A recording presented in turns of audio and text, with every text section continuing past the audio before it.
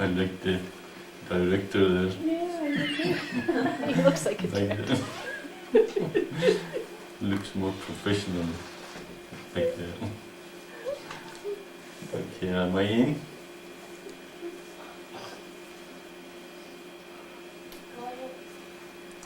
Good morning, everyone. This is Mission of Maitreya Satsang. I hope all of you had a good month and read through, meditated, participated in the mission activities in the conference room, and enjoyed everything that God provided for us.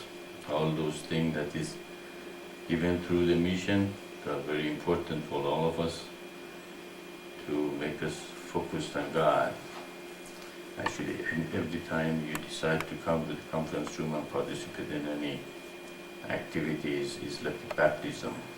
You have to turn around from the world and come here to the conference room and be with mission and God.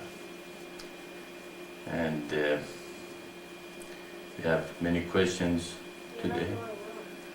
I'm not going on? Okay, let me see if is there anybody that can. Hello?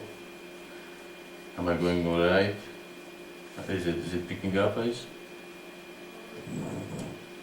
Maitreya, it was very hard to hear what you were saying. It came through very choppy. Huh. All right. Apparently we have having some problem with this microphone, and the lapel is the last one over there. Okay. Well, that's better.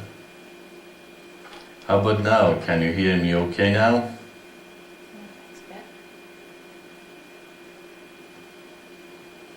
Yes, you sound very clear. Oh, good. Yes. Okay. Just a little. I tried to do that before when you were talking over here and we got feedback. But I guess because the microphone's up there, I just turned it up a dot more. Okay. Well, we bought a new microphone last month, and that is what we're doing with the reminder and the programs. And apparently the new microphone is very powerful and it's taking over. Anytime we want to use the lapel, is not coming through very well. But we will eventually get a hold of it. If it's the speakers here are too loud, you can turn down the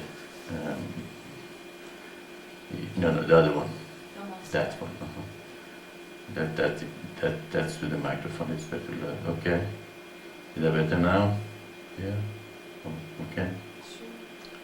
Okay. Well, I hope you hear me okay now. If anybody having a problem, let us know.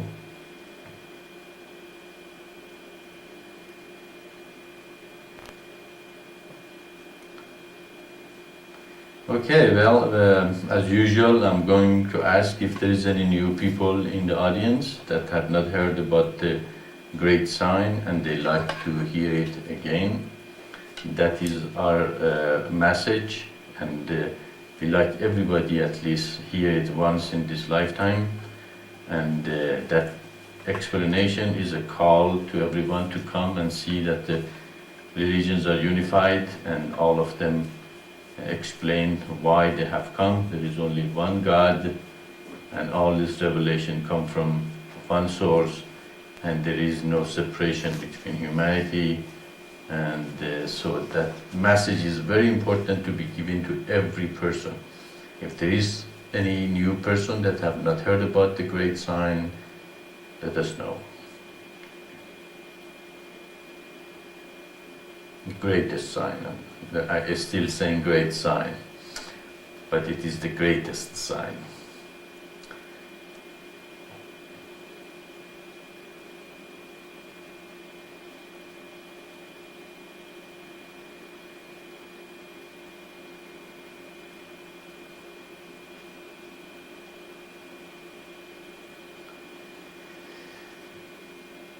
Okay, apparently there is no new person who does not know about the greatest sign and have not heard about it. And who follow the greatest sign?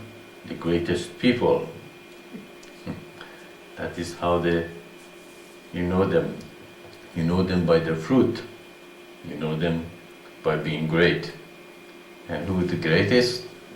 Are the elects, the one that they have been called to follow the greatest sign and to follow the greatest path. And the spirituality is not a pathless path. God has a specific path for humanity to follow. Okay, that is the fastest path.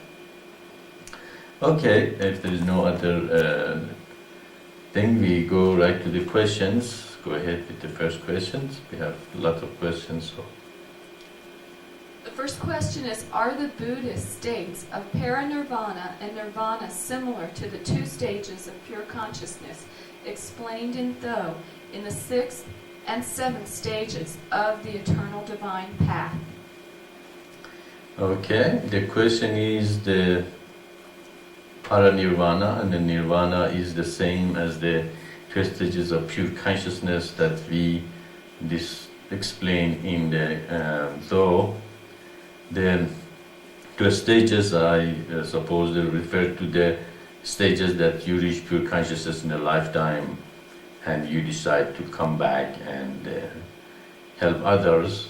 So usually they are called perfect masters or Satgurus. And the other stage is when you reach the pure consciousness and then you come back the next left lifetime, or you're sent back to earth after that lifetime, and you come back as the avatar or the great teachers. And of course in Tho we have 2 more stages beside this. That's the stage of the first begotten Son and God Himself. So there's more stages in Tho explained. But if the reference is to two stages, then similarity is in that nirvana is the stage that a person reaches but decides to return and help the rest of the struggling beings to reach that stage of beingness, never born, never dies, never being destroyed, and in calm and oneness stage, which in Buddhism call it nirvana, in Hinduism they call him like a drop falling into the ocean. So the drop becomes the ocean, and so you reach the goal. So we can see there is a similarity between Hinduism and Buddhism. Actually, there is a lot of similarities between Hinduism and Buddhism, and actually Buddhists try very hard to distinguish themselves from Hinduism. That's why they use different terminology, but if you really understand what they're talking about, they are saying almost the same things as Hinduism says. So that is why, again, Buddhism is a part of the mystical path. And parinirvana is the nirvana that you reach there and you're never return. And that's it, you're in, and you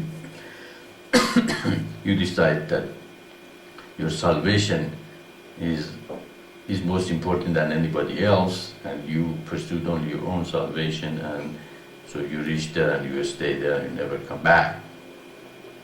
In that regard, those do not agree with that concept, because as we said in the Bible says, if you think you're reached a state that you do not need any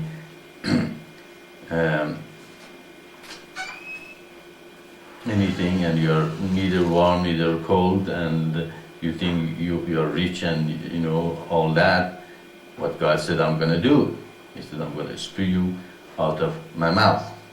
And so what is the Bible says is that even when you reach pure consciousness, when you reach to the highest state of the realization, if you are not concerned for the salvation of the whole universe, the rest of the universe, what's going to happen to you?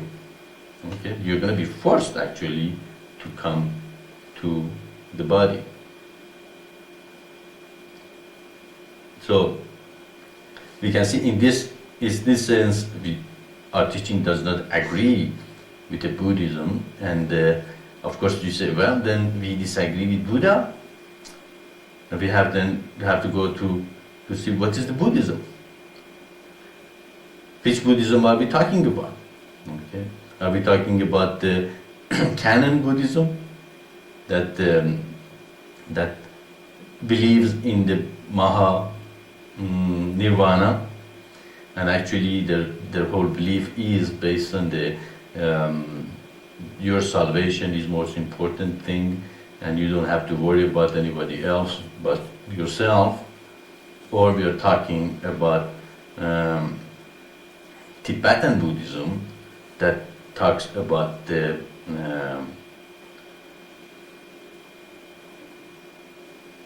Bodhisattvas. Okay, that Bodhisattva is a Buddhist that his concern is to help the whole universe to reach to nirvana, or to a stage that we call pure consciousness. And in that sense, they agree more than what God says in the Bible, that your salvation, okay, depends upon the salvation of the whole universe. Okay, you cannot just reach pure consciousness or paranirvana and say, okay, I made it, I don't care about the rest of the universe, and I can reach the salvation without the following of the eternal divine path. Okay, actually, if you look at the great sign in the first sign is the awakening of spiritual forces, and then it goes to the Lotostika, pure consciousness. It's almost like saying, yes, it is possible to reach pure consciousness without going to the other steps, because the first sign has both of them, awakening of the forces and pure consciousness. Okay, is it possible? Yes, it is. Okay, but God said, what am I going to do with you? God said, I'm going to what? Spew you out of my mouth. No, I'm not going to accept you in. Okay? So we can see that paranirvana, the concept paranirvana, is a man-made concept, and also it is possible, and we are not saying that it's not possible, that you can selfishly go to the mountain, and meditate the whole your life and eat, birds' food and deny yourself all the fleshly thing, and eventually get there, as many Hindus and Buddhists tried, and maybe some of them even made it. But did they stay there? That is the question. No. Buddha reached nirvana. How many people reached nirvana after it? Okay. So we can see that the path of going to pure consciousness by yourself, although it's possible, but is not permanent. Okay, you will be sent back to help the rest of the universe in the path. So those two stages of nirvana and paranirvana is same, but the explanation of them is not the same in the mission and in Buddhism. And that's why God sent the eternal divine path to humanity, and telling the humanity that is the best way to reach pure consciousness. Okay, yeah, meditate, awaken your spiritual forces, but you don't have to go to the mountain. You don't have to deny everything in the life and become completely extreme, in your progress to pure consciousness. Even it said, don't even worry about it. Okay, try to create, meditate, try to awaken your spiritual forces. Then what? Create the community of light. Okay, that's the next step. In creating community of light, what are you doing? What do you become? you become a Bodhisattva. Okay. You become a person who wants to help the whole universe reach higher consciousness. In the community of light, you learn to sacrifice, not being self-centered. Okay? If you're in the community and you're self-centered, are you in the divine, eternal divine path? Okay? Or are you in a delusion? Okay? Then you have to sit back and meditate and say, oh, I am in a delusion. Okay? Somebody else created the community of light, I entered it, but I'm not helping it. I'm not getting with it. I'm not meditating on it, and I have to, get on with that part of it. And then you surrender and submit to the will of God. What is the will of God for me? What is that God created me to be here for? Okay. What is my ability, my responsibility and all that? Okay. Then you can accept that will. Okay, the will of God for me is, just sweep this floor. Okay, that's great. That's all I can do. And that's great for me. I'll accept it. The goal of God's will for me is to, teach the great sign. And I'm very good at it.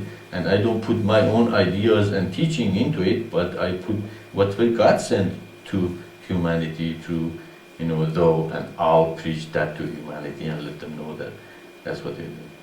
Then, of course, I'm not attached to my gender, I'm not attached to my race, I'm not attached to my nationality, I'm not attached to this even earth. I'm a universalist. Okay. Then, such a person becomes an enlightened. Okay. Suddenly, one day, you see you don't know attachment, you have free, you're no desires, you're completely dedicated to what you're doing, and you are in full consciousness. Okay? You don't even have to, forgo all, amenity of life that God provided for us. And in the middle of the community, in the middle of the society, many people will reach pure consciousness. And you come back next lifetime, it's easier. It's much more joyful and interesting. Instead of being unhappy and miserable and all that, you come and you see right through the life and very early in the age and say, yeah, that's it. I'm not gonna interested in the worldly thing. I'm gonna go and help the communities of light again. No. So we can see that we have again just go and just search for Buddhism. Okay, in internet, and there's so you find how many different ideas are there. Okay, how many different explanations. Some of them say there is no soul. Okay, and then you realize in one class of Buddhism they say there is no soul. Another class of Buddhism says there is a soul. They say there is no God. In one class, one branch of Buddhism, they say there is no God. The other one, which one is Buddha? Buddha said that. So we can see again, we go back to the prophecy is fulfilled. Buddhism is no longer is what Buddha taught. Okay? Therefore, the coming of the Maitreya is imminent, should be here, because Buddha's teaching is no longer what Buddha, brought to humanity. You say, no, it is what Buddha taught. Which one is his? Okay, just like Christianity. Which one is Christianity? Is it baptism, Baptists, or Protestants, or how many branches? There are 3,000 branches of Christianity. Which one is what Christ taught? Okay, we can see that again. That all the religion. Which one is it? Muslim, Islam? Is it Shia? Is it Sunni? Is it 7 Imamis? Again, we can see it has been split to the pieces, and each of them have their own idea what is, God's the truth is. And that's why it's so important in the mission that you don't create branches. That's so important in the mission that the focus be on the eternal divine path. Eternal divine path is not a dogma. Eternal divine path does not create branches. Okay? Eternal divine path is a path. Either you follow it or you don't. If you follow it, you are following what Thoreau brought to humanity. So we can see again that Buddhism also, when you study, you have to, be, as usual, be careful to study to see it's been split to many branches, many ideas, many way of explaining Buddha's words. But the real teaching of the Buddha is exactly what we are teaching here. He never said there is no God. He just was sick of, Brahmins that made God such a big thing and then sat on his chair and say, well, we are the only people you can reach to God. So really, what we say, God says, and we say that you guys are no good, you are untouchable, these people, they are rich and they give us money, so our business people, they are good, and intellectual, they have, they are helpful, so they are okay, but because you are poor and miserable and you're not helping us financially or whatever, you are untouchable. Okay. So they create such a miserable society. And Buddha came and said, no, I don't want that God. Okay. Exactly the way I said when I was a child. I said, show me God, the God you are talking about, I have no idea what you are saying. It just doesn't make sense. That he's sitting up there and it's always angry and whatever you do is going to go to hell and he's very, they couldn't show me God. That's exactly what Buddha said. Buddha said, your God is no God. Now Buddhist say, he said there was no God. He never said there was no God. He just said, this God is not God. There is not God that the Brahmins were created for their followers. So Buddhism also talks about God. Buddha also taught the same thing, the Atman, the self, know thyself, awaken your spiritual forces.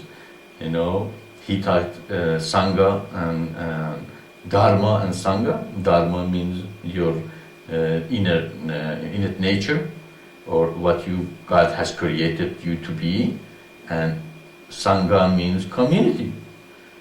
That's exactly community of life, isn't it? If each person, find their own, talents and bring it to the community, what are we going to have? A lot of talented people in the community that participating, and each person helping a little bit, and the community become a wonderful place and very joyful place where everybody lives without too much of pressure of the outside world. Or the more community we create, the easier the life it will become.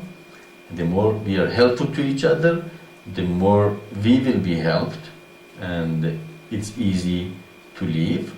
So we can see, Buddha said also Dharma and Sangha, communities and in the nature of each person. So he also taught exactly what we taught. If you find something in Buddhism which is not according to law or a teaching, that is man-made, that's created. Even Buddhism, the first time they put the teaching Buddha down on a writing was 500 years later.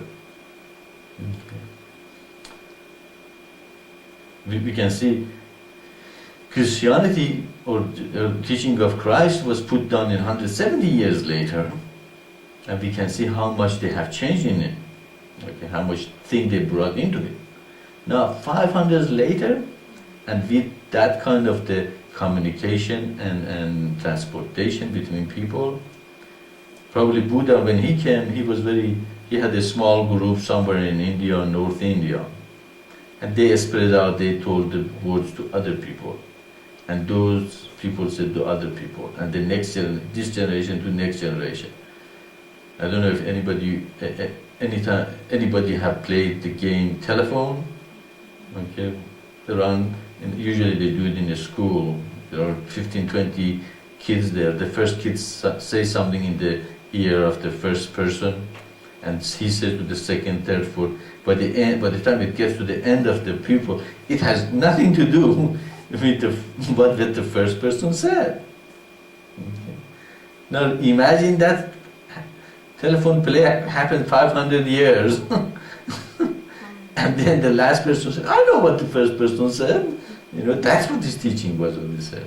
So we can see it changed, and it has never been in any other revelation that the teacher himself comes and put it in the internet, make a website, and say, "That's what I say." Okay, that is the teaching, and hopefully that's what I'm so adamant. All of you understand the teaching. I don't want you to teach your own teachings. Okay, I'm not that I love my own words and things. It's because that's how God's word is. Okay. I want you guys read to Do, come to the Satsang, come to the meditation, come to the reminder, come to the reading of Do. Those are a part of your spiritual path, spiritual progress.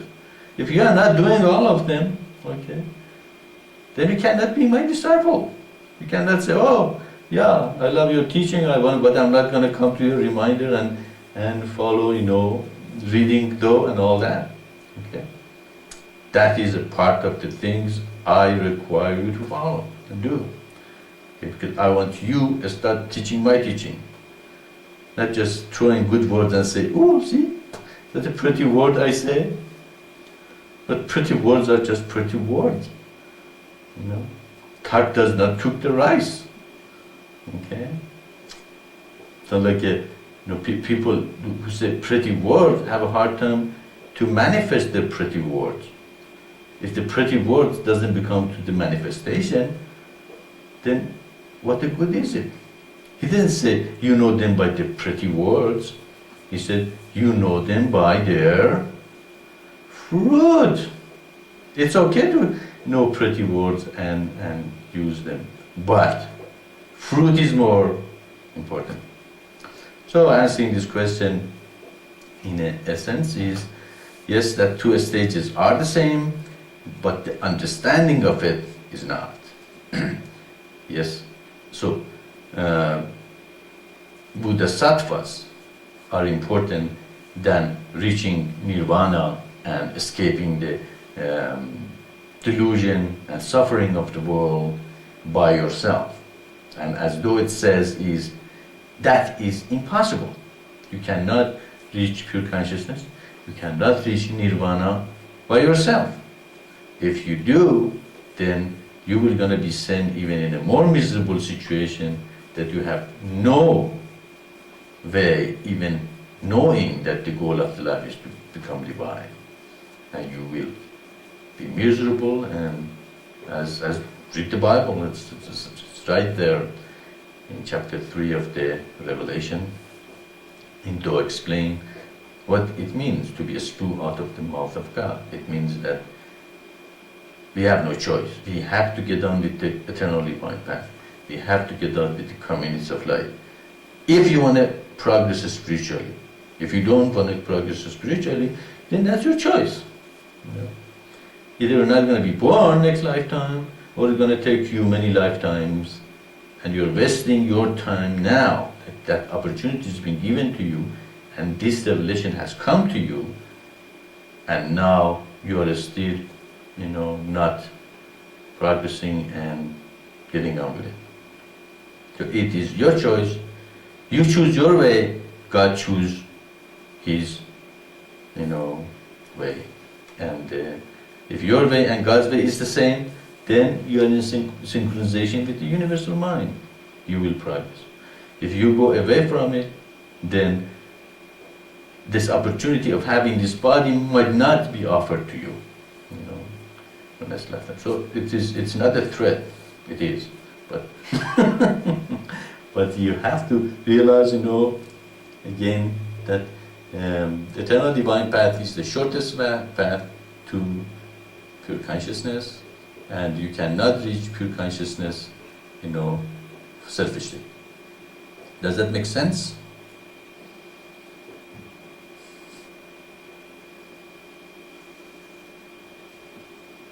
Yes, thank you, Maitreya. Okay, John. Okay, let's go to the next question. How often should one fast, and when and how? Okay, well, of course, fasting also can be overdone like everything else. And if you can fast with water for around 30-40 days, if continuously, okay, and still stay alive, okay. But that is, of course, an extreme fasting that we can hear sometimes in Bible. Shows that, for instance, Christ, when he went to the desert, he fasted for 40 days and 40 nights, and eventually he received, the revelation and overcame the first 3 chakras and become Christ and returned to preach to the humanity. I used to fast a lot when I started meditation and yoga and before I received the teaching, everything, and it is wonderful practice. It is cleans your body and soul. It is promote greater health in the body, and your mind become very clear. You become connected. Your senses become quiet. Your mind become quiet. It's become very meditative state. So it is very powerful and recommended practice. And it's got good to fast, long fast, at least 3-4 days, fast once in a while, at least once a year. It is, you decide when you can do it. That's not any time. No time has been set for a while. But we do fast in Saturdays, and it brings a kind of a rhythm in your life. You eat a lot of food and junk food and days during the week. At the weekend, you let your body relax and cleanse itself. And of course, if you're in the communist of life and you eat good food, you're not eating junk food and coke and candy and ice cream and whatever they offer you out there. That most of our young people today, their diet mostly is, evolved around that food, which is really very concerning, because when they grow up, they are going to have a lot of medical problems, and their diets are really not good. You can just see, something in this fast food convenience store. These people come and they're just full of sugar, and they bring a big,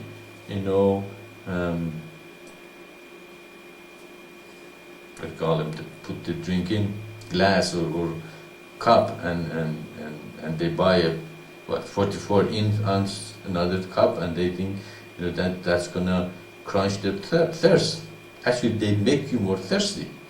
Okay, Coke and those things, because they dehydrate you. Okay, and instead of a pure glass of water is much better, than those kind of a drink, because they burn up. Sugar burns up.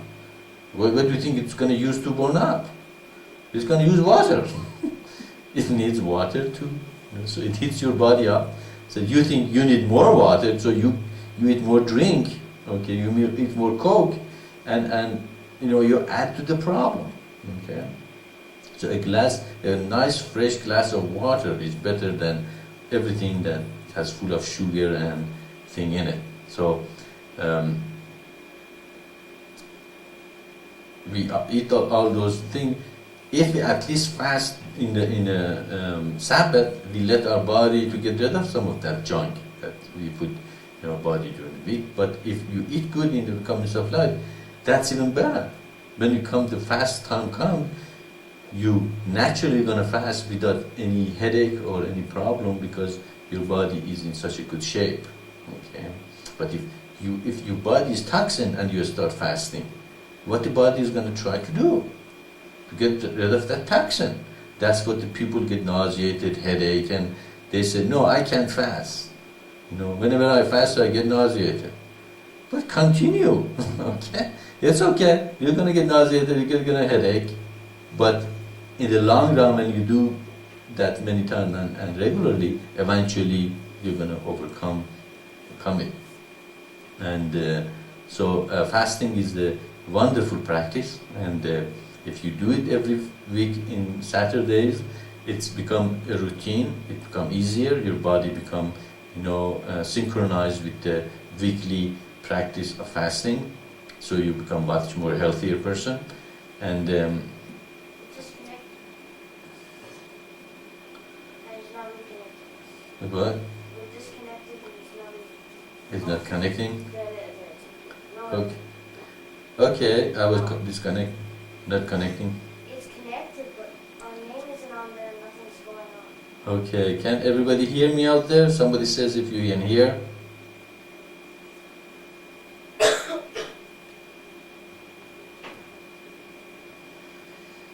Apparently you cannot hear us. People are trying to talk louder, trying to talk as I'm trying to talk. Yes, we can hear you now. Oh, okay. Anyway, all right. So fasting is a very good practice, and if we can do it weekly, that's even better. It brings a lot of wonderful, effect on our body and all that. And then also we recommend in the full moon, first moon, and the full moon, and 11 days after first moon and 11 days after full moon to fast. That is that's optional. If you feel you like to fast more than weekends only and the Sabbath, that is also recommended. You can do that without no ill effect on you or your body or life. And also, if we can do a long fast, 3-4 days of fast a year, we have some people here that they do that just before the Feast of Tabernacle, so they get themselves prepared for the feast. Okay, and that's probably a good practice. By the feast comes, the body is relaxed, rested, and ready to receive the grace. And of course, also they have a lot of good food to eat in the feast because they cook good food during that period. So, but don't overdo it. Don't fast 1 month or 40 days without, or even fast more than 5 days without water. If you're gonna fast more than 3-4 days, fast with water. Take water, but no food. That way, you're not gonna get dehydrated, and you're going to be able to fast for a long period of time, because body start using the extra fat and the thing that it has been putting away. Especially we eat a lot of fat in this the kind of the food that's offered here in this culture.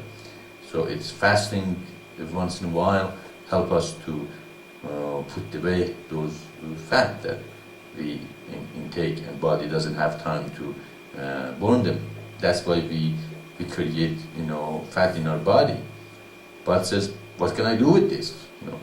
This person eats all this fatty food and then drives the car and sits behind the desk and never moves much around, and he never has any. It give me any opportunity to burn in all these fatty things that comes to me. So what am I going to do? Okay, I'm going to put it this way, I'm going to put it this part of the body, I'm going to put it as a reserve. Maybe one day he has stopped eating more fat. But we keep eating more fat, so body says, okay, I don't have more time, let's put it in his cheek, let's put it in his thigh, let's put it in our legs. And eventually we become, we create a lot of fat in our body. That's what exercise, again, goes a part of our teaching. Exercise, movement, moving around, and all that, this thing is making background How that makes, fat to burn up. Okay, yoga. Okay, yoga could, stimulates the chakras and the hormonal system, and it helps to accelerate the metabolism, and that burns up the thing. That's another reason we store fat in old age, is because our metabolism slows down. Okay, and body doesn't have enough activity, so your activity, your intake of the fat, your food you eat, everything affects the shape of your body, your lifestyle, your health, and all that. So again, in the context of life, we have to create environment that people can exercise, can move, go around, do things, okay, and they can burn their fats. And it doesn't need a big thing, going to the gym or every thing like that. Just go for a walk. Just go back and do some gardening and all those little work we can do around the home. It's going to help. So fasting is actually a part of the prerequisition of the spiritual life, right? Is the fasting a part of the prerequisition? Who gave the lecture in prerequisition for a Christian life? Is the fasting a part It's of it? mentioned in there, but I don't think it's one of the actual categories that it was mentioned. Yeah, well, actually, it's not prerequisition. It's after you become a spiritual, you start doing it. You realize it's very important. So, but don't overdo it.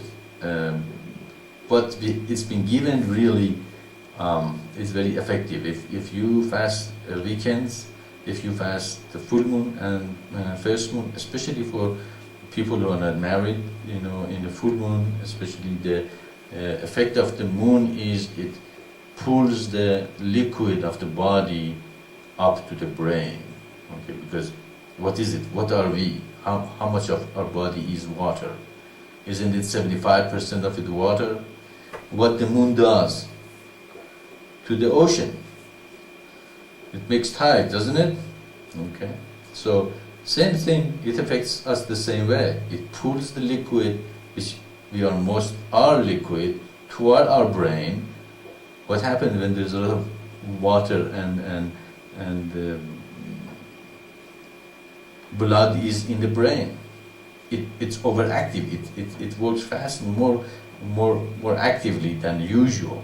Okay? That's why usually crime goes up in the full moons. Okay? People are not as effective, in their, their mind is not as calm as usually it is. So if you fast in the full moon, what are you going to do? You actually, you're creating a vacuum in the rest of your body, and it pulls the, actually has a opposite effect of the moon. Okay, so the moon does not affect you as much as it does. The first moon also have the same effect because it's the other side of the, Earth, so it has some effect on the body. And 11 days and 11 days after first moon, 11 days. So if you fast 8 times a month, and once in a while a long fast, that is pretty much, enough for anybody to want to be healthy and born normal thing. Maitreya, also to answer your question, I realize that yoga comes under inner size in the prerequisites of spiritual life. Mm-hmm. Yes, it's an exercise and inner size, which is exercise means movement of the body and all that. Inner size is you can do yoga to strengthen your internal glands and hormones and chakras. So how often to fast? If you follow the mission's recommendation, I think you're pretty much safe, in your approach to fasting. And of course, if you feel like fasting a long time, as I said, you can do fast 3-4 days without food. But if you're doing more than that, at least take water. Does that make sense?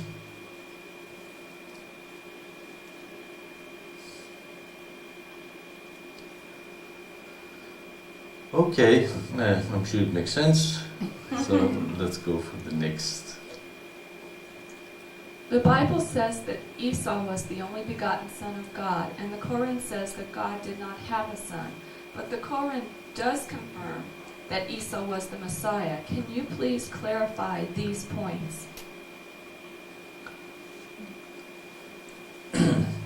Yes, this explanation of the Messiah, the Son of God, prophets, and how they explain what Prophet Muhammad said and what Christ said. It has been probably it's one of the points that have created a lot of friction between Muslim and Christians. Okay, a Christian says, well, Muhammad was the Son of God. Muhammad wasn't. Okay, so our prophet is better than your prophet.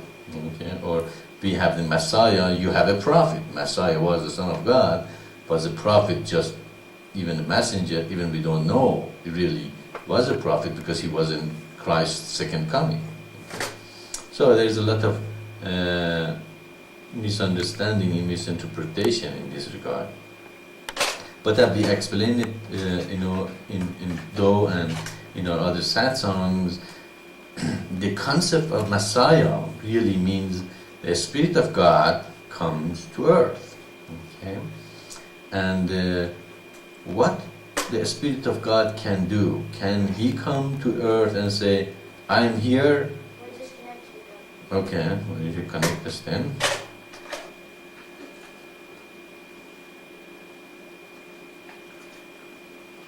Why are we getting disconnected? Are you locking the thing? Are you locking the way we do click and move No, away? the voice activation. Oh, we are on voice activation. Good, okay. Yeah, that's good. Okay, we keep getting disconnected here, and I hope everybody is hearing me now. Is it letting up? Okay. No, it's not letting up, but it's just top. There is no, our name just doesn't show up on It doesn't show up at all. Okay. I hope everybody, somebody tell me you can hear me, right?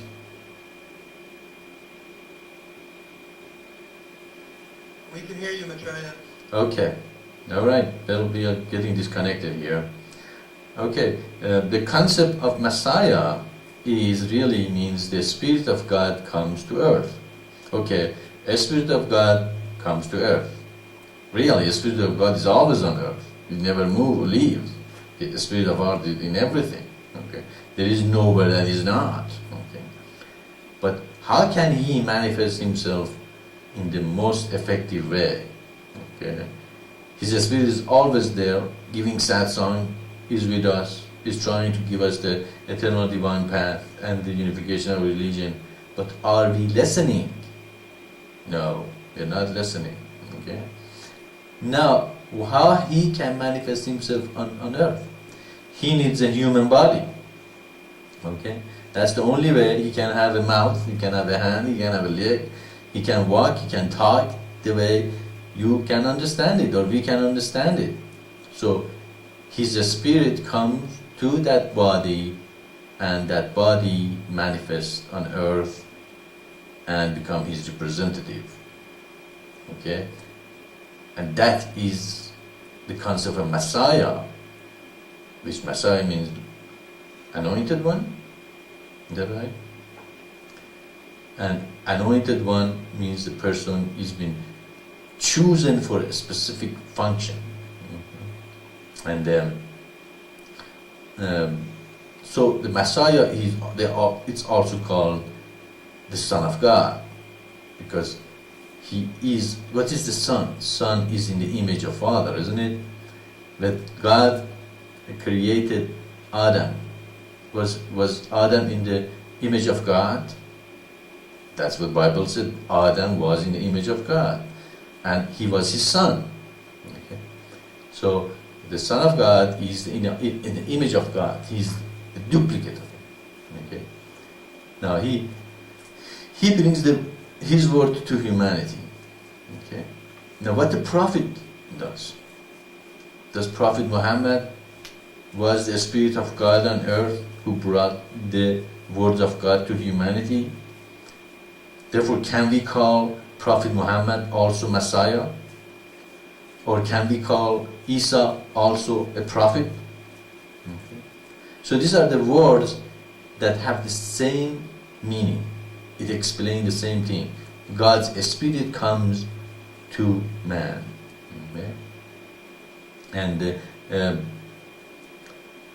in a sense, Prophet Muhammad, not in a sense, in reality, Prophet Muhammad was Christ. Okay. Because he also was the Spirit of God on earth. And he was the Son of God. He was a Messiah. Okay. Was Bob a Messiah? He was the Spirit of God, came to earth. Or Baha'u'llah, or Moses, Abraham, Krishna, Shiva, Buddha. They were all the same thing. God manifests himself to earth and humanity. So if we understand this explanation, we can see that there is no difference between what Christian says, one Muslim says. Okay? Prophet Muhammad was Messiah, he was the Son of God. He is the only way in that time when he brought the teachings. Okay? And all of them talking about the same thing again. And this explanation completely unifies again and solves this problem between Christianity and Muslims. If we expand that one to the other religions, also the prophets, the Messiah, the teachers, is the same thing. When Krishna comes, where is he? What is he? He comes as the Spirit of God on earth. Of course, Bhagavad Gita explains it much better than probably other religion, that I am God, come to earth to, guide you, destroy the, ungodly and bring the godly back to humanity. And that's what exactly what we are trying to do here, to destroy the ungodly and bring godly on earth. Okay.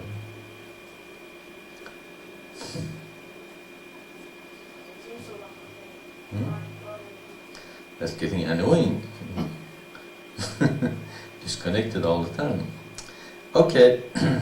Therefore, with this explanation, we can see that there is. Okay. Then, of course, Prophet Muhammad says God doesn't have any son. Some Christians take it as it means that he is saying that Christ wasn't the Son of God. What he is saying is that God doesn't create a child like human, come and have a relationship with a woman and they have a child. Okay. That concept is the concept that Prophet Muhammad is against, and God is revealing. No, I didn't make a child as Christ. And when Christ said, I am the Son of God, he doesn't mean that really, a real son that somebody, made it through, sexual relationship. He is a manifestation on earth of God, therefore he is in his image. They are a duplicate of each other. Therefore he is the Son of God. Okay. Of course, some Christians believe that he was actually, physically was his son, right? Okay. And that is the concept that Prophet Muhammad is in Quran opposing it. But he's not opposing the idea that Christ was in the image of God, that the Christ was the prophet of God. Okay. For instance,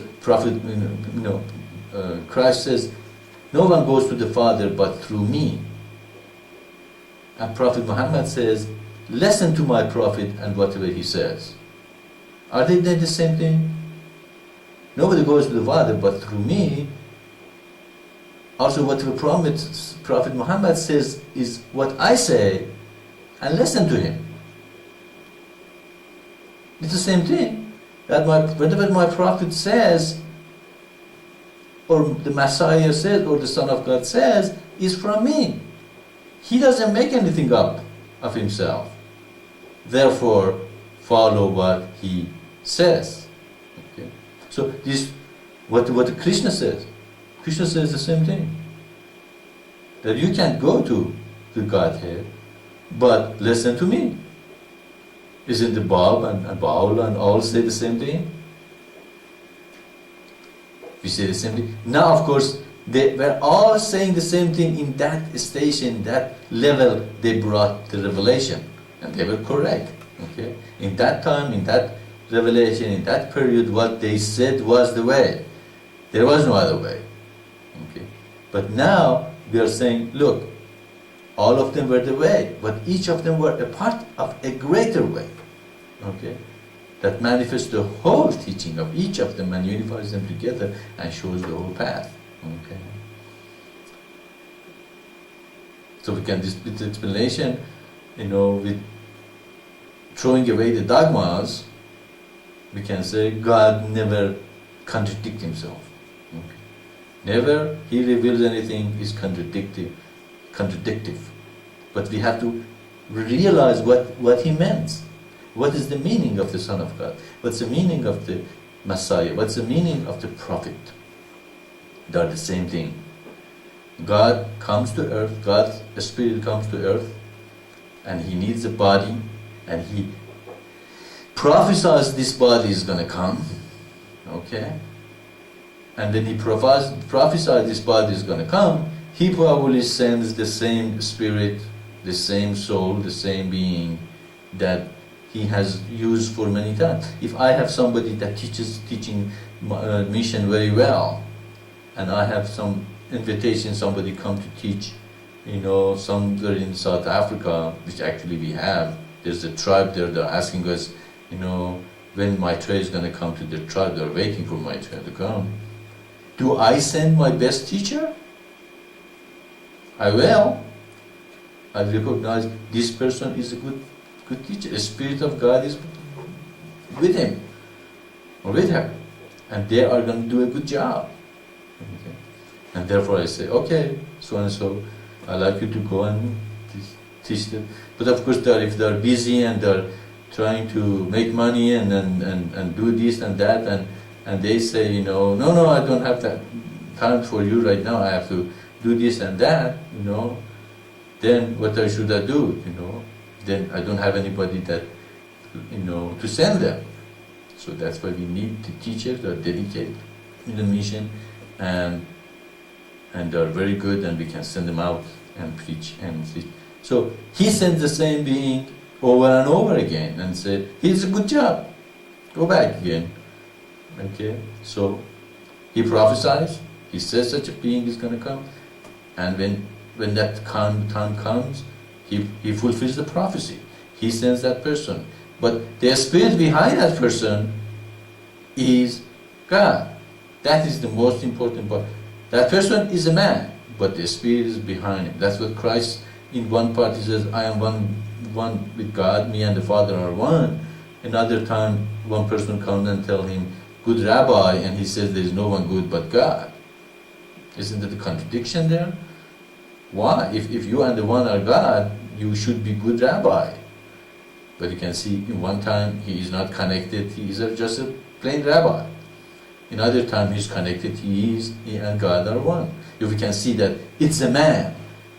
And Prophet Muhammad says, and absolutely denies anything as oneness with God. He says, I'm the plain prophet. Oh, okay. Then if he's plain prophet, what in other sentence says, whatever he says, meaning Prophet Muhammad says, is whatever I say. Follow him. Isn't that me and Father are one? So we can again see there, he is a man, but the spirit behind is God.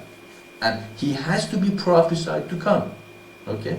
If somebody that has not fulfilled the prophecy, he is not him. Okay? Impossible.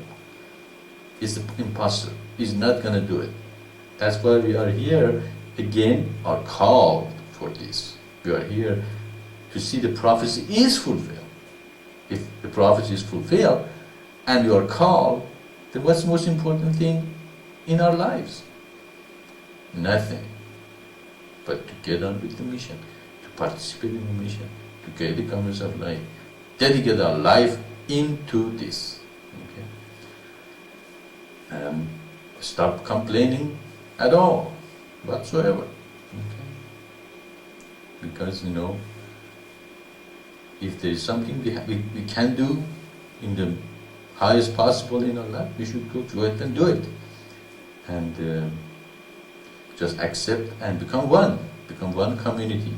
Cyber community, oneness, helping each other, connecting with each other, talking with each other, bringing energy higher and higher, and create those teachers that can go and reach out to humanity. So the concept of Son of God, Messiah, Prophet, all are the same. But Prophet Muhammad is not opposing the idea that Christ was a prophet, Christ was the Messiah. Actually, in Quran he is called Isa, the Messiah. Okay, Messiah, Masih is Messiah. Okay, so but he is opposing the idea that he was a physical makeup from relationship between God and Mary. Okay. He says God doesn't do that. He can't. He doesn't have any body anyway. It's a spirit. Okay. That is he was opposing. And Prophet Muhammad, of course, according to our explanation, also was the Messiah, was the Son of God. So was Isa, a prophet of God. So you can see this explanation again solves this problem, unifies those two religions, and destroys any misunderstanding between them. I hope. Okay, next question. Okay, does it make sense? Or any follow-up? Any problem with the explanation? I have a question concerning when you talk about Buddha and Isa both being having the Spirit of God behind them. Was the difference that Isa had a dharma or a purpose to open the third seal? Buddha actually is a manifestation that comes for a reformation of the Hindu religion.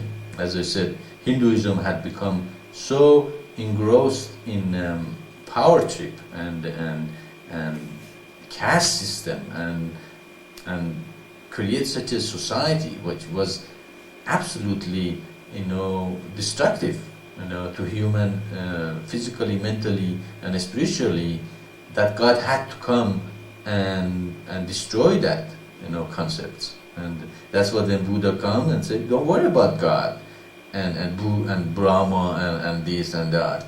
Progress yourself. Concentrate on knowing thyself. It was absolutely revolutionary to the Hindus' way of thinking, that no, we are the Brahmins, you are the Kshatriyas, you are the Vaishyas, you are the Shudras, and you are untouchables. So we are the Brahmins, we are the highest in the class, in the society, and everybody is listens to us. And if you don't do, God is going to bring the brimstone and the fire and destroy you, and you have to listen to us what we do. Absolutely destroyed the human spirit in Hinduism. Buddha came and said, no, don't worry about it. You don't have to worry about God. You worry about yourself. Meditate.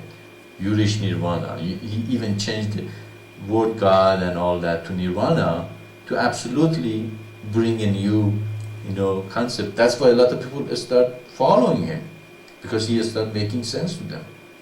So, in a sense, Buddhism is a kind of a reform revelation to reform the Hinduism. Of course, Buddhists would not accept that. Just like probably Spanish people won't accept. They have a lot of Arab in them. Okay, but or Christian wouldn't accept that.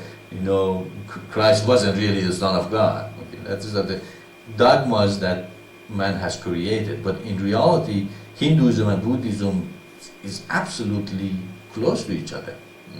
You cannot separate them. from one another. And Buddha was a reformist who came to reform Hinduism to a more true Hinduism, or spiritual, or mystical path. Okay, but of course he brought also great, crystallization of the teaching of Buddhism in a sevenfold path and all that. So you can say that Buddhism had different dharma, okay, than Christ. Okay, his teaching is a part of the mystical path, but Christ was to reveal a new seal to humanity, the third seal. So that's what Buddhism, Hinduism, and all the mystical path follow into the first seal, and Christ's teaching falls to a separate seal. Does that make sense? Yes, it does. Each manifestation has its own purpose in the great sign. Exactly. It does. But one manifestation might have a purpose related to one sign, just like San Francis Assisi. Okay, he comes and he brings great revolutionary ideas, but he doesn't bring a new sign. Actually, he is Christ himself, comes to earth to further purified Christianity. Also, he's a great teacher. He's a great manifestation, but he doesn't bring a new sign. Okay, but he reformed Christianity to a greater degree. Okay, and Christian become even more purified. Same thing as Buddha. Buddha comes and purifies Hinduism. Okay. Can you explain the meaning of Surah? The meaning of Surah of the light in the Quran 24:35. It reads, Allah is the light of the heavens and of the earth. The similitude of his light is a niche wherein is a lamp. The lamp is in a glass. The glass is, as it were, a shining star. The lamp is kindled from a blessed tree, an olive neither of the east nor of the west, whose oil would almost glow forth of itself, though no fire touched it. Light upon light, Allah guided unto his light whom he will, and Allah speaketh to mankind in allegories, for Allah is knower of all things. What allegory means? Stories. A story. Yeah, well, if you remember, Moses also saw God in a burning bush. Okay. And that he said, this was a fire that had no smoke, but it burned, constantly and never ceased to burn. Well, now Prophet Muhammad says also it is light, that it is at the tree, and it burns, and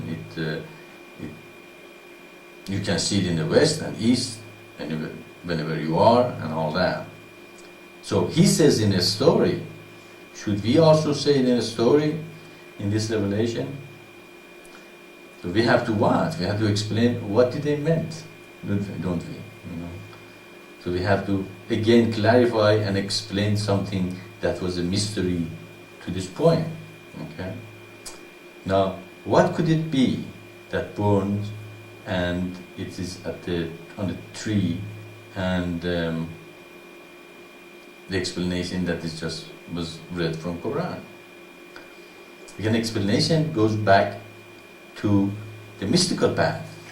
Okay, that many people they talk about third eye. Okay.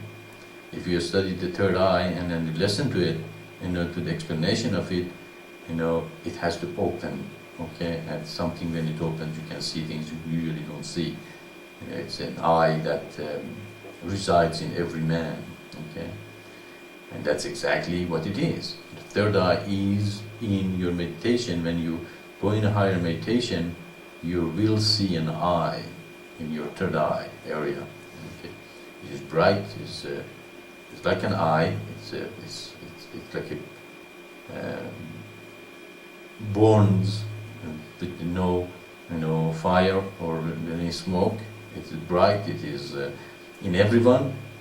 You can see it in the east, you can see it in the west, you can see it in a space, it doesn't matter where you are. So it does not belong to any direction. And where is it located? What is our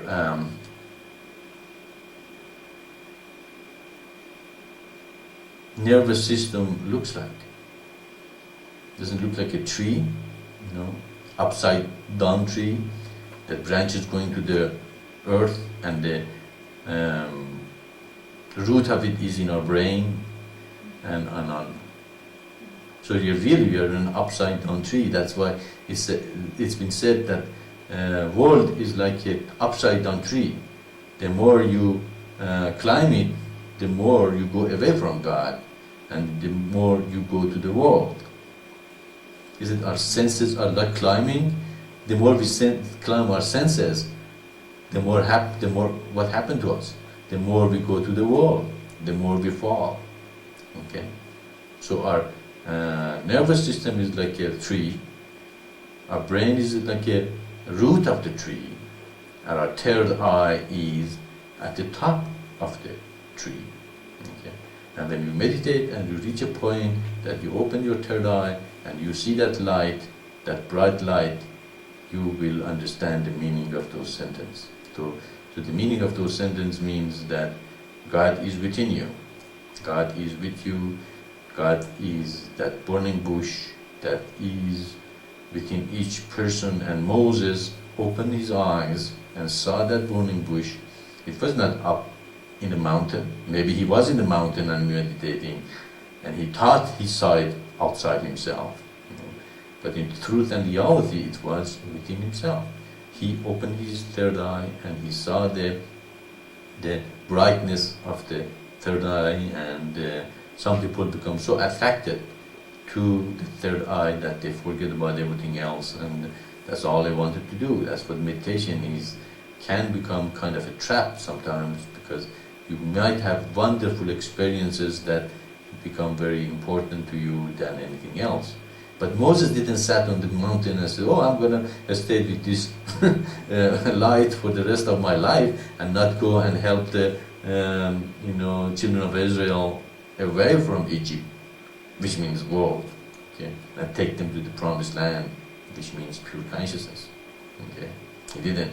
He came down the mountain and said, "I saw the burning bush," but it wasn't the goal of his life. Just sit down and look at the burning bush. So there are even techniques that you can see the light in your meditation. Actually, there's an organization that they used to teach that technique. Of course, you don't see the brightness of the third eye as strongly and powerfully as it really is, which is really a burning bush and wonderful, light. But you might experience it a little bit. If you put your, what's this finger called?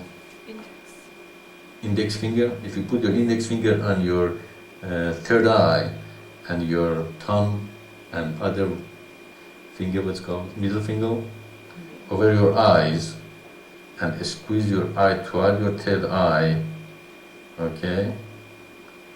And if you do it often, you will see a light there. Can you see the light? Okay, that is the technique that you can see your third eye. Okay, so index finger on your third eye, your thumb, let's call thumb, and the middle finger to the two sides of your eyes, and squeeze them toward your third eye. Okay, if you are a good meditator and higher consciousness and a great thing, you should see a big eye. This is called the third eye. Okay? But it is not important. It's not the goal of the life to see the third eye. If you meditate enough, if you do the practice of meditation we gave you, eventually one day you see it and it surprises you without doing the technique. Actually, I remember the first time I saw it in this lifetime was when I was in the school. I was doing something for one of my professor. I just felt, my eyes are,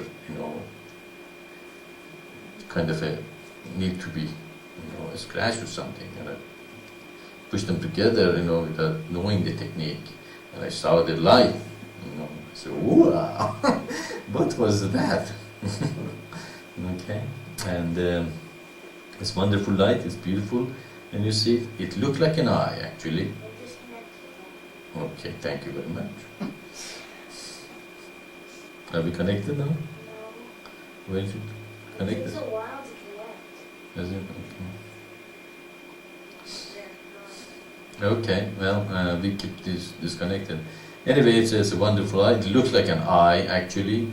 It has a bright light in the middle and a dark around it, and then sometimes the dark in the middle, the bright in the middle become dark, and around it become light, and it's a beautiful eye that is actually humanly used. Two eyes, we didn't used to have the two eye at all. We only had that eye. That's why we could see the spiritual thing much clearer. But at the same time,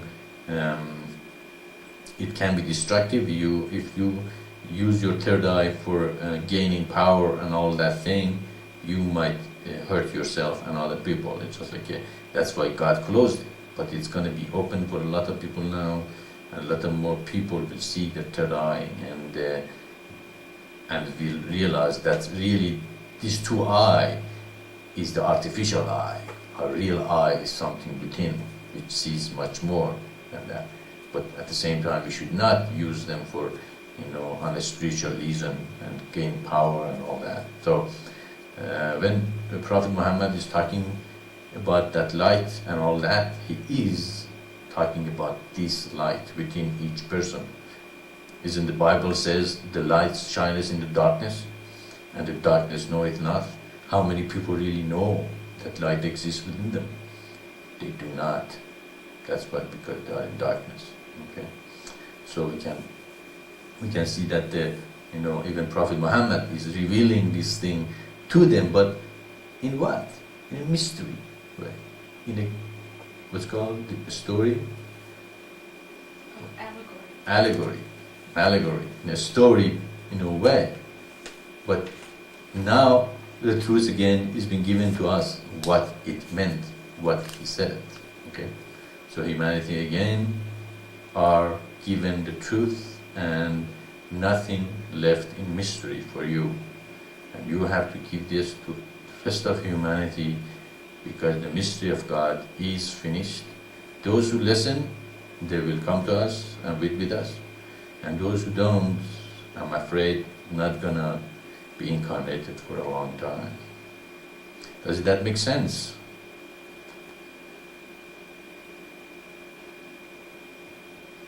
Yes, Maitreya, that makes sense. Okay, let's go to the next question. What is the true meaning of the Kalki avatar expected by the Hindus? Okay, Kalki avatar is the last avatar of the Hindu religion, and they expect him to come and purify all the religions on earth, and destroy all the bad people, and establish the kingdom of heaven, or a purified earth according to their teaching. So Kalki Yogi, avatar is the 10th avatar, I guess, in the Hindu religion, and the conclusion is Maitreya is the Kalki avatar, and when Maitreya comes, he is really the same as, and also what the Hindus. So Buddhists and Hindus apparently agree in one thing. Okay, when the fifth Buddha comes, he is the same as the Kalki avatar. Okay, that's why go to the website and ask for Kalki avatar. You find a bunch of people claiming that they are the Kalki avatar, and they're all over in United States, in India, in Tibet, in here and there, and of course you have to ask them, did you fulfill the prophecy? Did you came up with everything that God said is going to come, unified the human. Of course, if you read their teaching, is everybody else, they are preaching that basically our religion is the same. We have to come together and we have to, become one and all that.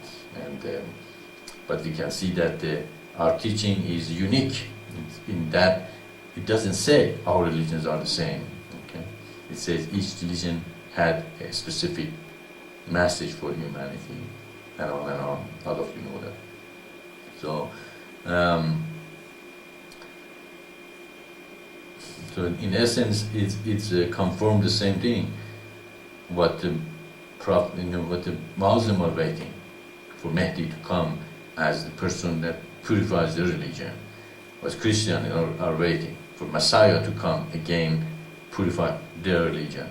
As Jews are waiting for Messiah to come and purify their religion. And so all of them, as our website shows, that they're all talking about the same revelation, the same thing. Okay, and as it's been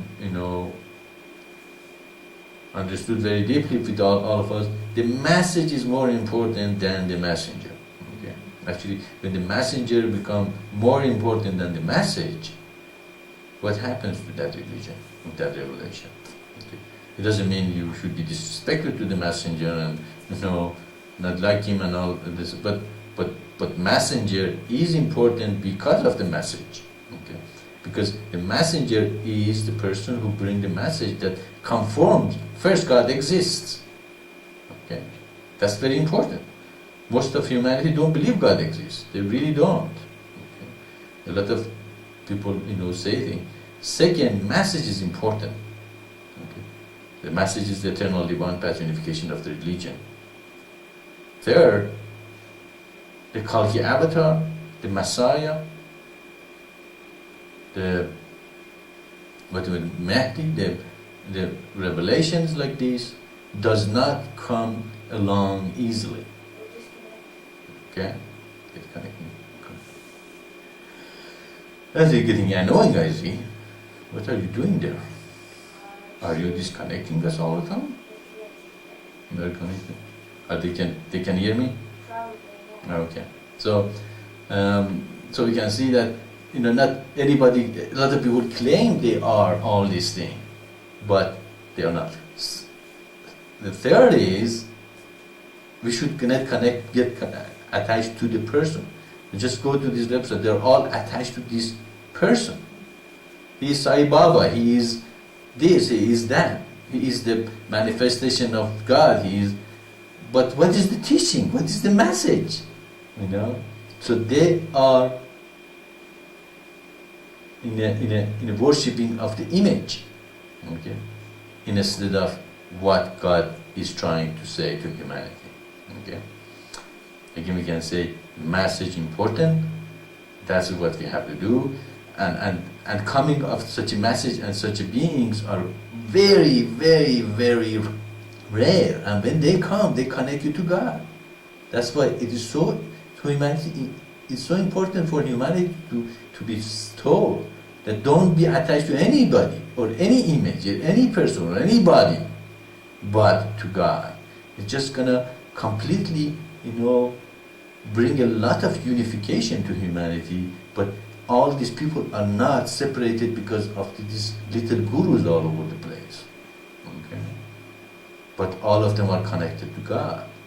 Okay, that's why I say, somebody come and said, Krishnamurti was the Maitreya. Okay. Okay, fine. Okay. But you are attached to Krishnamurti. Okay. You are not connected to God. So that's what we have to connect humanity to God. That is what unifies them. Not creating teacher separation and branches and all that which separates human from humans. Okay. The only thing unifies is God. The only path is eternal divine path. There is no separation, there is no branches in the mission of Maitreya. Okay? And we should not create one, we will be very destructive if we even try. Okay. Thank you very much. I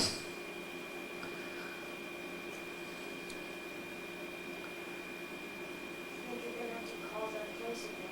This one? I think we're gonna have to talk to CNSP. Yeah.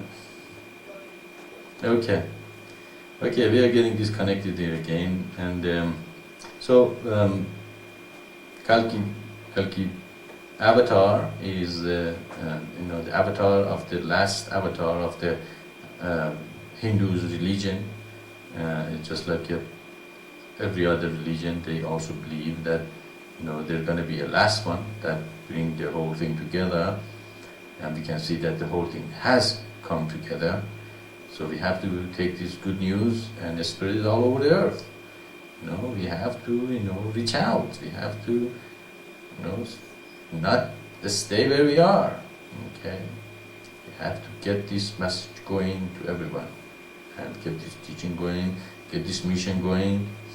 Okay, we need a better internet connection, so we're not getting disconnected all the time.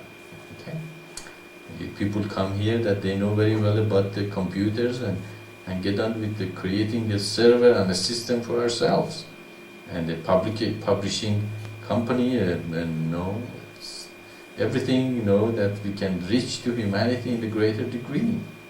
So move, get on with it, get on with the work. It is revealed here, okay, and it is something that makes sense, okay. So let's connect humanity to God directly. Let's get beyond this separation of the branches and gurus and all this. There is only one God. He is formless, invisible, nameless, and eternal, and that is the most important thing. The rest of the teaching are man-made. Okay, does it make sense?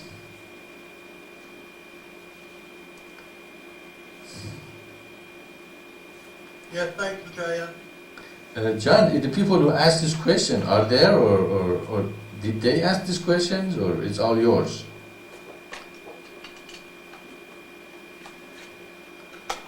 No, mine questions just include so and then with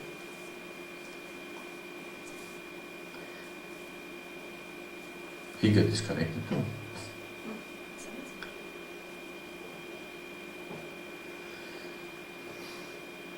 I can't tell what's happening when you finish. Do you want me to refresh the screen? those people are Nathan and Dustin. Oh, okay. They're not here, huh?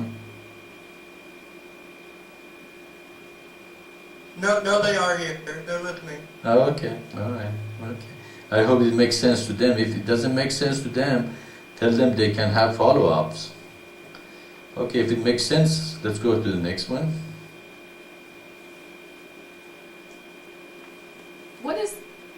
I'm sorry. In Tho, Essays 1, Tablet 13, the base of history and dating, it mentions Shiva. Who was Shiva really? Can you please elaborate?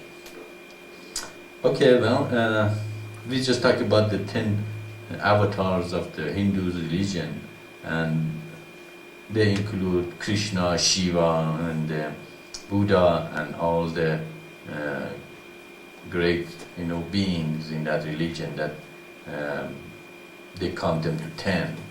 Okay, and Shiva was also one of them, and he was a teacher that eventually his teaching was evolved to a Tantra teaching, and in West mostly they relate the teaching of Tantra to the sexual relationship and all that, but it is not that at all. It is a path of destroying any attachment or desires by confronting it directly and completely overcoming it by confronting it instead of being afraid of it and put it in the back burner.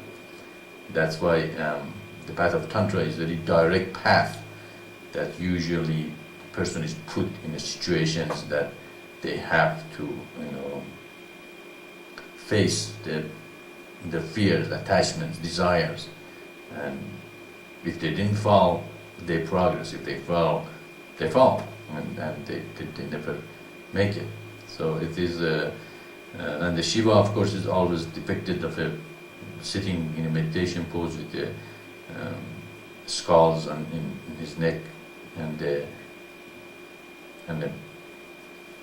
a snake on his around his neck, and he's meditating in the graveyards and in strange places. So, but it's very little known about exactly, what kind of, avatar he was. So there's a lot of fears and stories about his dark part in Hinduism.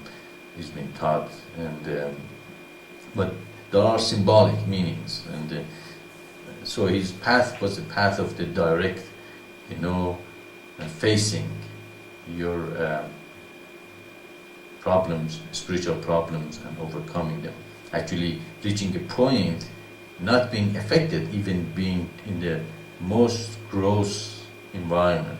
For instance, that you should be able to go to the worst place, but not being affected, because you are in control of your senses. So, so the idea of, because they're afraid of him, and that all this story was around him, is because he did not preach that you should avoid, bad environment, but being in a bad environment and overcoming it. So he didn't preach go to the mountain and meditate and be afraid of the society, but he probably said go and stay with the drunkens, okay, or warmonger, or whatever bad qualities some people might have had, but be able to change them, okay? Be able to affect them, and it's not being affected by them. Okay? And that is a hard path to follow. A lot of people don't have the ability, okay, the power, the strength to resist the pull of the world and the thing that they have. That's why in a tantra you become more powerful, than in your environment. You be able to affect the environment instead of environment be able to affect you. Okay, so that's why the path of tantra is two paths: a higher path and lower path. Okay, the higher path is the one that you reach a point that you are powerful enough not get affected. In a lower path, that is mostly, as I said, Western people are familiar with it, which is the sexual part, tantra. Even that was a practice to reach to a higher path, but being able, overcoming even sexual desires and not being in a slave of it by, staying in a position that you can control yourself in that environment. So that's why Shiva again is not preventing you from engaging in a worldly thing, or things are not accepted in other path, but the end result is supposed to be the same thing. You overcome that desire, overcome that attachment by really going through it. Of course, in our teaching, we say go through it through your meditation. Okay, you really don't have to act on it. Okay, go through your meditation. Okay, I have such a desire. Okay, disconnected. How do you know it's disconnected? It says call.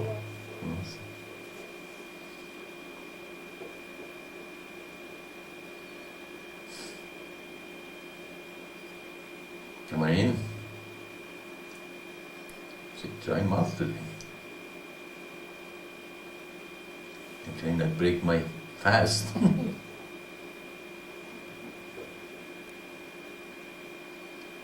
I in? No answers, not connected. Okay. There we go. Okay. So the Shiva was the founder of the tantric path. And tantric path is the path of going through the motion, going through the desire, going through the attachments, but at the same time stay detached from it. So eventually you realize that how empty it was at the end. Okay, it's not the ultimate fulfillment in life. Okay, but in our teaching, you don't have to go through it. Okay, you can go through it through your meditation, as I talked about many times. You don't have to, actually practice your attachment or your desire, but meditate on it and see, if I go through this desire, then what? Okay? In that essence, you are completely detached from it. You go through it, and at the end, you realize, that wasn't that great either. Okay? So that desire eventually will go away, or that attachment, and you're going to be free from it. And as you're free of any attachment and desire, of course, you are freer and freer to the greater degree. So this is the regular mystical path of meditation, denial, ability to, to destroy your desires and attachments, and it's a tantric way of confronting your desires and going through it without attachment and overcoming it. And of course, the third way, which is our way, is going through it through your meditation. If you can overcome it, great, do that. But if you cannot, go through it through your meditation. Okay, meditate on it. Okay, I have this desire.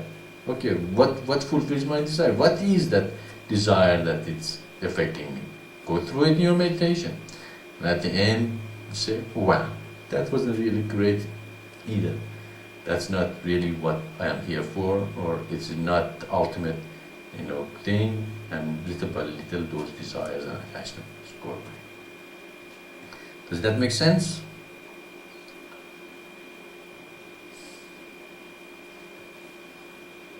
Yes, thank you, Maitreya. Okay, is there any question? I think that was it. Okay, that was the questions from our friends in Kansas, and I hope all of them make sense to you. And if you have any other questions, go ahead, or anything you want to talk about. Otherwise, we are going to be here another 15 minutes, and then that would be enough. Hello, Maitreya. My friend Nathan has a question. Okay, Nathan, go ahead. Hi, Maitreya. My question is this. John and I were discussing the importance of the meaning of epistles, and we need to know the Meaning what? the epistles of the New Testament, and we want to know the significance and how should we regard them. Okay. Well, you have to be a great soul, even wanting to be here and knowing about the mission and this new revelation, and you would be even... I think he means like the epistles, like Romans In the New and Testament. in the New Testament. In the New Testament. Right, Those- Roman- epistle. I mean, the teachers. No, the epistles, the things that The letters. Paul wrote, the letters, Peter, Epistle. yeah, at the very end of the Old Testament, of the New New Testament. Testament. Okay, apparently we have a language problem here. Okay, you are talking about the letters that Paul sent to Romans? A few things of Peter and... Yes, Maitreya, exactly. And also anything that John the Revelator may have written to All right, yeah. churches or Peter. Okay, all right. Peter is a teacher that came after Christ. He was not really a disciple. He was not initiated by Christ. Paul. What did I say? Peter. Peter. No, not Peter was. Paul was. And he had a strong Jewish background, and he had a lot of his own ideas. Okay.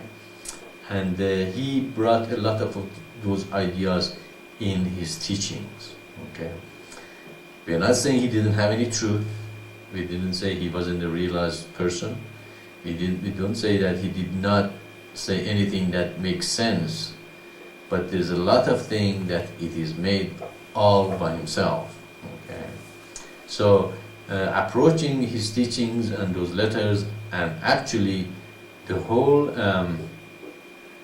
what's the last Acts? Is that called Acts? The whole books of Acts have to be taken with a grain of salt. Okay, you have to really be careful, what part is really from God and is, according to God's teachings and Christ's teaching, and what is made by the disciples and other people who wrote those books. Okay, so the safest approach is to accept those read parts of the New Testament, okay, which is direct quote of God, Christ. Get disconnected? I have to call these guys to see what's going on with the connection. Is everybody experiencing this disconnection thing? Yes, Just us. Okay? No? Okay. It's probably just seeing as people. It's what? It's probably just seeing as Probably. Yeah, I think they're going down the drain. Actually, they disconnect one of the telephone number. They have two, but they have one. Do we have to change that? Change what? No, it didn't affect us. It's people with the modem. Okay. Are you people in the internet also having problem with the connection, or is it only us?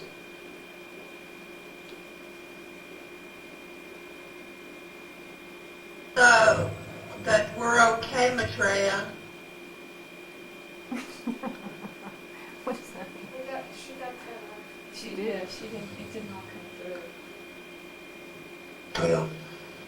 Yeah, same thing with this bar. She tried to say something. Okay, you guys are getting cut off when we couldn't hear what all the things you said. So apparently we are the only people that having this problem. So I just wanted to know if it is our ISPN or is everybody's. What? Do you want me to refresh it just so I can see? No, if I'm connected, let's finish this and then okay. So I said, we have to take everything which is not in though actually with a grain of salt. Okay. Be careful about it. I'm not saying that Paul has a lot of truth, okay? He says a lot of truth in Acts, and he says wonderful things. But the thing he says, which is not what? Disconnected. Oh, good. Really? Yeah. Wow, okay. You want me to refresh it now? So refresh and see what happens.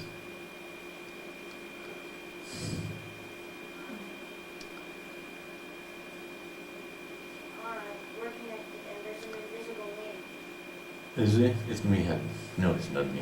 Probably someone else. Is it? Am I in? Okay. I wonder if it's that guy who offered to make the uniforms, because I sent him an email with the answer and I suggested that we're having Satsang. All right. Okay, so anything is in though and is explained from the Bible, take it as the word of God. Anything is not in though, it might have a lot of truth, it still might be the word of God, but you have to be careful about it, okay? Especially Acts, okay? Acts have a lot of things in it that it is made by the desire of the disciples and the people who came after Christ to make it the way they wanted really to be.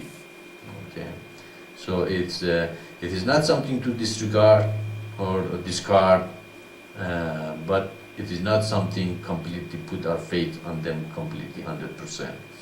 God never inspired me to write any commentary on Acts. Okay, and He revealed very clearly that some of the things that Paul said is not completely correct.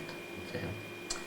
So again, it goes with your discretion and discriminating mind. And if you are in doubt, send it to me. Okay. Or bring it in a question, and we can discuss it here, and see if it is from God or not. And the most important is not to create division. Eternal divine path is really our teachings. Okay. The rest of it is the icing on the cake, icing on the cream. Huh? So it is. So if you understand that, it absolutely frees us from any confusion or misunderstanding or any misleading that might occur. Okay. Actually, if you talk to Christians, they mostly quote Paul. Okay. They quote Paul more than Christ himself. Okay. You don't see them to quote many of those red quotes from Christ, but they quote Paul. Okay. His teaching is very attractive. It's a very attractive to human ego because it makes you better than anybody else. Okay. Anytime a teaching makes you feel better, superior to other people, it's man-made. Okay. Because there is no superiority between humans. All humans are made equal, and the difference is how better they follow the eternal divine path, create the communities of light, bring the kingdom of heaven on earth. Okay. If they are doing it, they're great. I don't care what they call themselves. They can call them anything they want. I'll call them divines. Okay. So if you understand these points, that really help us to clarify this confusion that might occur, and also it unifies humanity more because we understand Christ, Muhammad, Bob, Moses, Abraham, Adam, Noah, all were the same spirit, the same beings, the same revelation, revealers to humanity, and therefore we do not believe any religion is greater than any other religion, any prophet is greater than any other prophet, no revelation is greater than other revelation. Each of them have their own part or place in God's. But of course, the teaching and revelation of Christ was the most direct revelation, short, right to the point, cut to the problem. And actually, if you read New Testament and you read the Bhagavad Gita, you will see so much similarity between the two. Krishna and Christ's teaching is amazingly similar. Okay. So both of them are great, scriptures. Bhagavad Gita is great scriptures in Hinduism, and New Testament is great scripture in Christianity. But the point is, still all the revealer of God are equal, and the only way we can unify humanity is the eternal divine path and fulfillment of the prophecy and the revelation of the unity. Does that make sense?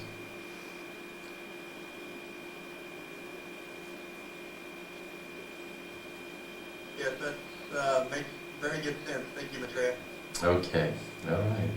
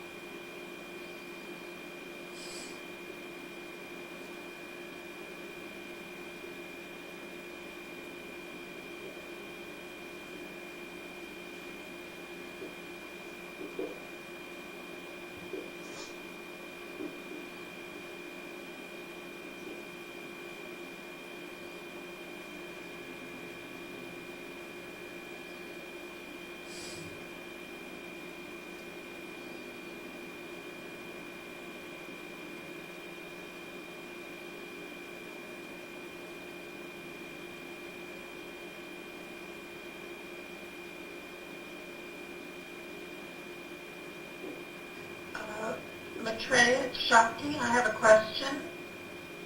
Okay, Shakti, go ahead. In so, you wrote commentaries in Matthew and John. In the New Testament,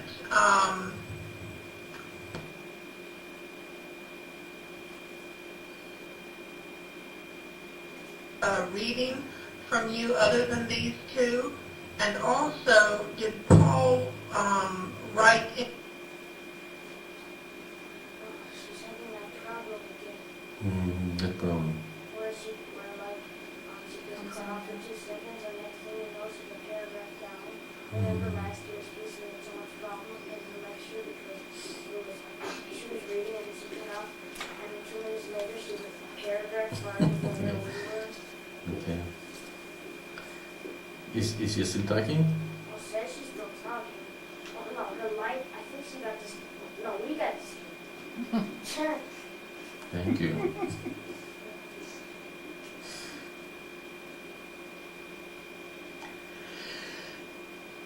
I just refreshed it. It's not refreshing.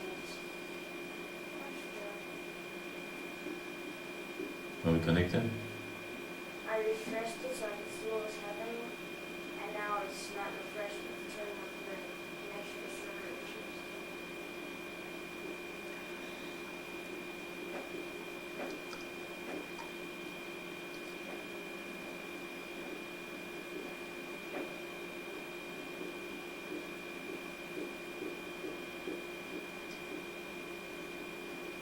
It's not connected.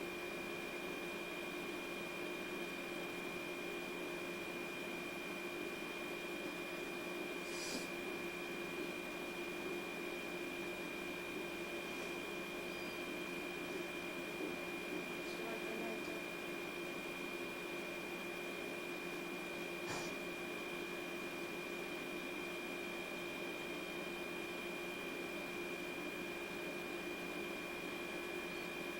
There. There. Okay, are we connected now? There. Okay. Shakti, we did not hear your question and we were disconnected. If you want to repeat it again and also hold the call down, talk down when you're saying it, you keep getting disconnected and choppy. If you have voice activation, turn it off.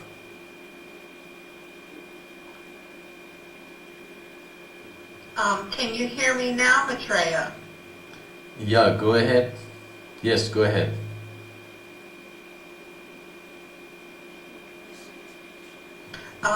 You wrote commentaries on Matthew and John. Are there any other books in the New Testament that would be suggested reading that would be? Also, did Paul write anything else other than the Acts in the New Testament? You missed like 2 words. To what? You missed like You 2 got most of words. it. She was saying that would be, and then Probably worth reading. That's a good thing for her to look herself. Did Paul write anything else? Okay, well, the question is that do we have any other commentaries in New Testament beside Paul, Matthew and John? Matthew, what are the other two? Mark and Luke almost are the same. And if you write commentary on Matthew, you almost Mark and Luke were saying almost the same, a little different, not much. The only difference really was John. John wrote much mystical way of the explaining Christ and the Word was in the beginning what the Word, and it was very important that to be explained what the Word meant. So I was never inspired or really wanted to write any commentaries in anything else, from the Gospels. But just when this question came up, I realized really, when you write commentary Matthew, you almost have it in the other two, and all different John, and we never really, as I said, the Acts always came to me as a lot of man-made, ideas came into it, and the only other book left was the Revelation, which we have a complete commentary in the whole Revelation. So in a sense, what Christ taught and brought to humanity is covered in Matthew, John, and the book of Revelation, the Revelation of Revelation, which is the conclusion of Bible. So Revelation really concludes the Bible and make the book complete. Genesis is in his introduction, the rest is what happened to the time of Christ, and then Revelation come and say there are 4 more to come. So, but that is the Bible, and the rest of them going to be separate scriptures, which they are. So, but did Paul write anything else besides Acts? Apparently not. We don't have anything that, did he write anything? The epistles. Epistle, yeah. Yeah, and also the letters to Romans. It's in the Bible, isn't it? Romans, Philippians. He Philippians. wrote a lot of letters. Yeah, they're all in Acts. They're not something out of Bible, are they? They're Well, all in that Acts- end part of Yeah, the they're in Bible. that Acts is end. one part of it. There's epistle, there's the celestial. They each have a You mean there are separate books that? Yeah, but they're all part of that. When you say Acts, you mean that whole part. Yeah, the whole thing. Yeah. But you there's mean the nothing out of letters Bible. and parts. There's nothing out of Bible. I don't know. Is there any books out there that written by Paul? I'm not aware of that. I think what she means is she's talking about the Acts as one book and each of the epistles as another No, book. but Because when- that's no. the way they are in the Bible. Yeah. When we talk about Acts, we meant the whole thing between the 4 Gospels, after the 4 Gospels to the Revelation. That is what I'm referring to Acts. I refer to all those books as Acts, the books of Acts. So that's what I mean. That part of Bible, they have a lot of truth in them, but they are not completely, from Christ Himself. Does that make sense to you? Answer your question? Yes, Maitreya, it does. It would be very helpful when speaking to Christians about your teachings. Thank you so much. Mm-hmm. Okay, again, as usual, I stay silent for 1 minute. If there is anything else you want to bring up. Otherwise, that could be our monthly satsang.